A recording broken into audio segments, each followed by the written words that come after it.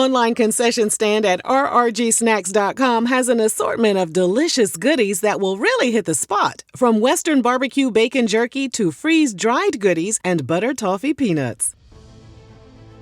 The highly anticipated presidential debate took place Tuesday night. I would say it was close, but I got too much love and respect for y'all to lie in your face like that. Trump seems like he has a set list of questions in his head that he'll just answer randomly despite what the moderator's talking about. Speaking of the moderators, they weren't playing any games as they were fact-checking Trump in real time. In Springfield, they're eating the dogs, the people that came in. They're eating the cats. They're eating the pets of the people that live there.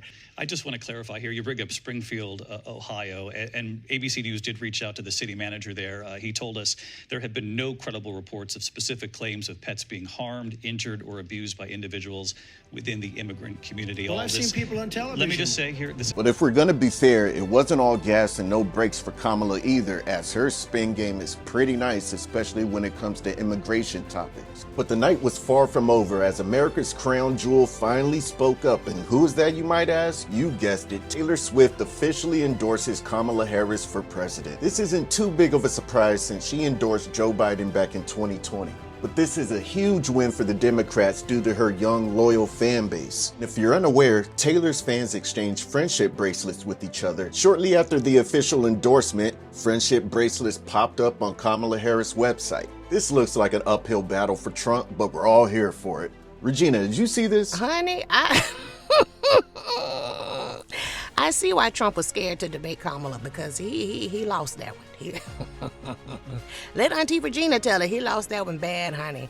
My favorite part of the debate is when Kamala was setting him up with her questions and statements. Baby, when she talked about his rally and people leaving early out of boredom and exhaustion, and how he talked about fictional characters like Hannibal Lecter, he lost it. Do you hear me? She also said that he would continue to talk about immigration when that wasn't even the question, and I'd be doggone if that ain't exactly what he did. Now see, this is why she made an exceptional prosecutor and why she was so good on Senate committees. She set him up so good, and he fell for it. Every single time, he fell for it, honey. But the governor before, he said the baby will be born, and we will decide what to do with the baby. In other words, we'll execute the baby. The man just became unhinged, and she even talked about it. She was like, this to not be mentally stable is not a good place to be in when you want to be the president of the United States. And I think we need to pay attention to that, because we saw him lose it. And baby, who around here eating dogs and cats? To the point that the moderator had to say, I'm sorry, there is no credible reporting about that, sir. Nobody has reported that there are, that immigrants are eating dogs and cats and people's pets are coming up missing because immigrants are making dishes out of. People on television are reporting. People on television? Sir. Sir. Meanwhile, I don't remember any policy points that Trump brought out, but I do remember hearing $25,000 for first-time home buyers. I remember $50,000 for small businesses, and I remember hearing $6,000 for earned income child credit. Now, I remember hearing that because Auntie Regina hear numbers, okay, and dollars. I hear that. I don't recall hearing anything like that from Trump's perspective, other than him talking about them damn crowd numbers at his rallies. His rambling, him sitting up there with that scowl on his face just made him look like an angry old man.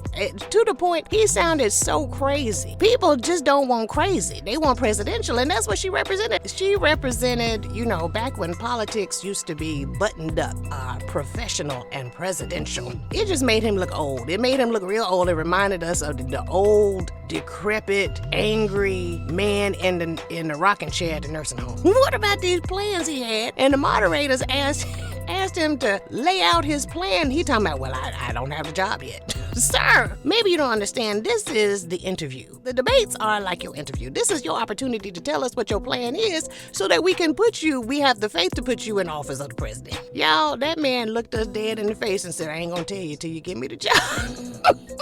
No, thank you. You know, I told y'all what my favorite part was, but I have a second favorite part. Maybe it's my first favorite part. Honey, when she was talking about how he invited the Taliban to Camp David. Ooh, honey, she was lit and livid about that. And if the American public did not know about that, I'm sure they was just as lit when they found out about it. I think every woman was interested in hearing Trump's response to overturning Roe versus Wade. When Kamala talked about how women were losing their lives were in danger, and doctors and nurses were afraid to treat women because they didn't want to be prosecuted for terminating a pregnancy to save the woman's life, you know, to overturning a Roe v. Wade, he had nothing to say. Instead, he started spitting out all kind of lies, talking about pregnancies are being terminated after children are born. One does not have to abandon their faith or deeply held beliefs to agree. The government, and Donald Trump certainly, should not be telling a woman what to do with her body. Speaking of out of touch, J.D. Vance, Trump's pick for VP, made a statement about childless cat ladies. Well, there is one woman who has no children but has a cat that cast her endorsement for Kamala Harris last night. Yes, you are right. Taylor Swift. Last time I counted, there was a whole lot of Swifties, okay? And even if these Swifties, you know, Taylor Swift fans, didn't know who they were voting for before, even if they just blindly follow Taylor Swift and know nothing about politics, let me tell you something, them Swifties is gonna be coming out of the woodwork. If Taylor say vote, baby, don't underestimate them Swifties. As a matter of fact, you know how they have the nation divided up with red and blue during the elections? They need to have a separate color for Swifties. I gotta get off of here, honey, because I gotta process what I heard last night.